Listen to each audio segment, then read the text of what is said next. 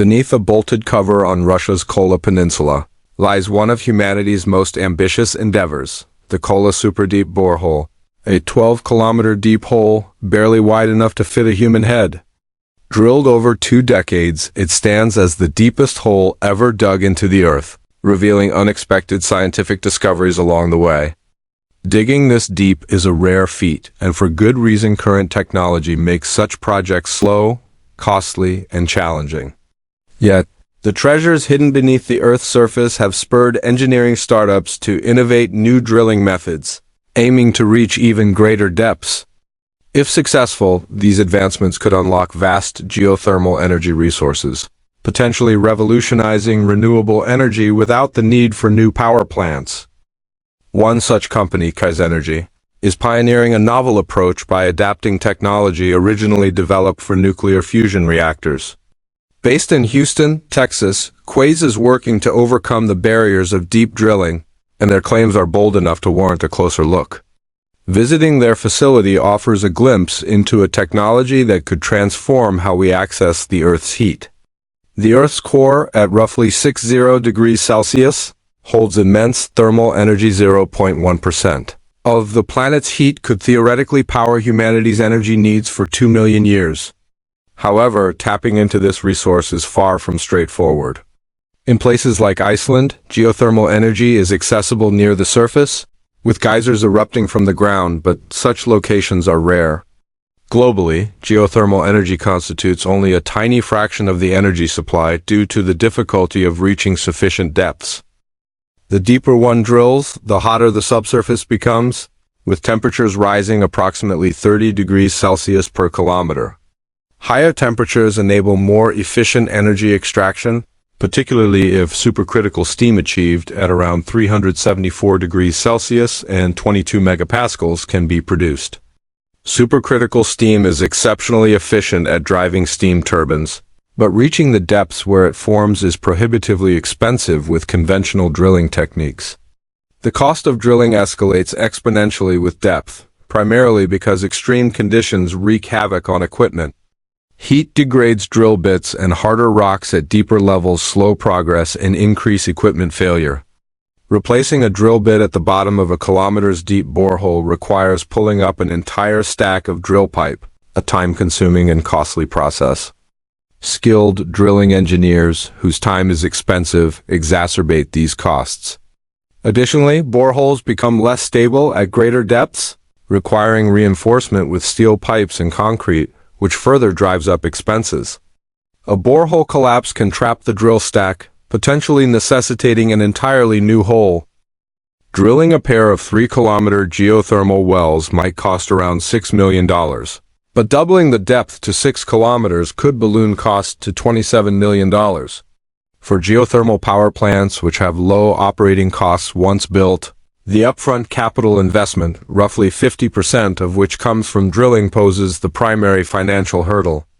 KaiEnergy aims to address this by eliminating physical contact with the rock face, using high-powered, high-frequency electromagnetic waves to vaporize rock. Their tool of choice is a gyrotron, a device that might sound like science fiction but is already used in fusion reactors to heat plasma to extreme temperatures within magnetic confinement. Gyrotrons generate a beam of electrons in a vacuum, accelerating them through a powerful magnetic field. The electrons rotate around magnetic field lines, reaching a resonance mode that emits intense electromagnetic radiation in the form of millimeter waves, akin to a microwave-emitting laser. KaiEnergy's plan is to drill conventionally until conditions become too challenging, then switch to gyrotron-based drilling. The drill stack is replaced with waveguides, hollow metal pipes that channel the millimeter waves to the rock face. There, the waves melt and vaporize the rock, while a nitrogen purge gas extracts the vaporized material. With precise control, some rock can be melted to form a glassy, obsidian-like casing to stabilize the borehole, reducing the need for traditional reinforcements. Observing this process in KaiEnergy's Houston lab is striking. Real-time footage shows solid rock turning into gas, blown away by the purge gas, leaving behind fibrous, glass-like strands formed from the vaporized material. The gyrotron responsible for this feat is housed in a shipping container, a practical choice for rugged field conditions. Unlike fusion industry gyrotrons, which require precise frequency bands to heat plasma, Quas's version prioritizes raw heat output, allowing more flexibility in design. Their current 100 kilowatt gyrotron drills 4-inch holes at a rate of 1 meter per hour. Scaling to a 1 megawatt gyrotron, they aim to drill 8-inch holes, quadrupling the cross-sectional area while using 10 times the power. This margin suggests potential for faster drilling, though achieving this in real-world conditions remains untested. The challenges of deep drilling are numerous. High quartz content in rocks like granite slows drilling due to its reflectivity and hardness, requiring more energy to melt and vaporize compared to more homogeneous rocks like basalt. Water infiltration poses another significant obstacle, as it absorbs gyrotron energy when it boils, potentially derailing efficiency.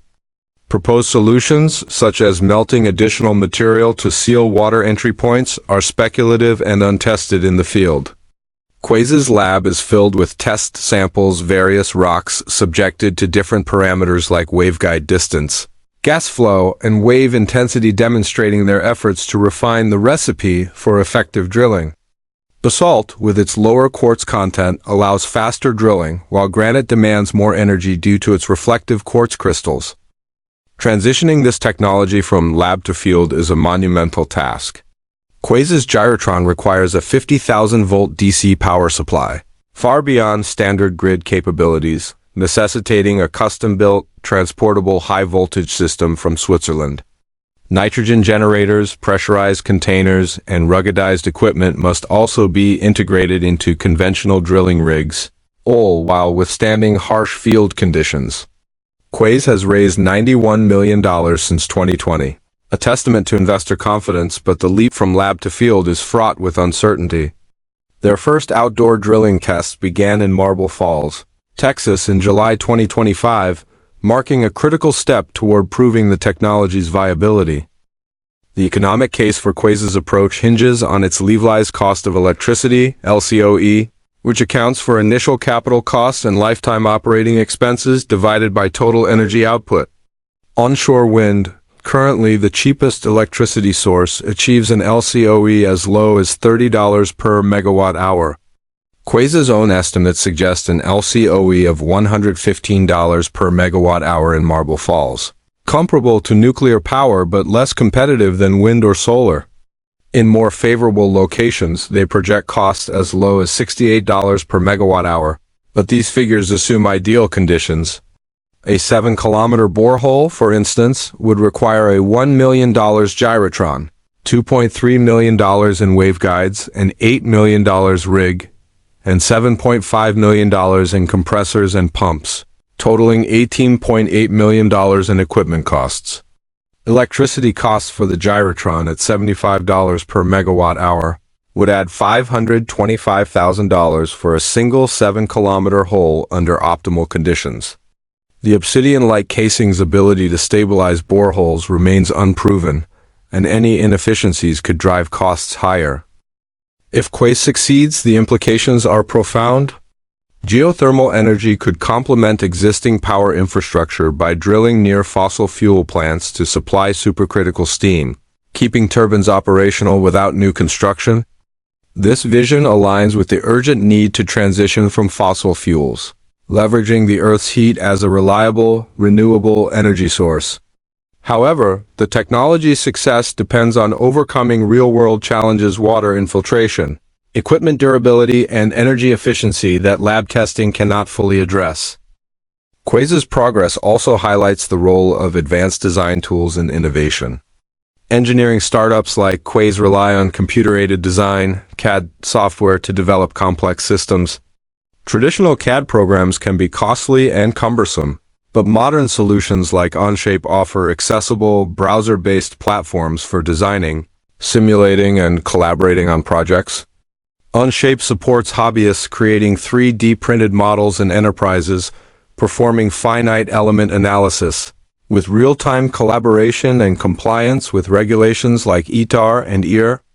Its free version and enterprise plans make it a versatile tool for engineers working on cutting-edge projects like Quas's, streamlining design processes and reducing reliance on high-powered hardware.